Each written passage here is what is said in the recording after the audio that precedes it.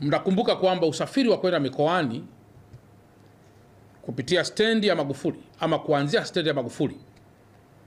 nao ulisitishwa kwa muda, na kwa mantiki hiyo stendi ya Magufuli inaanza kufanya kazi rasmi haraka iwezekanavyo, na ikiwezekana leo saa 10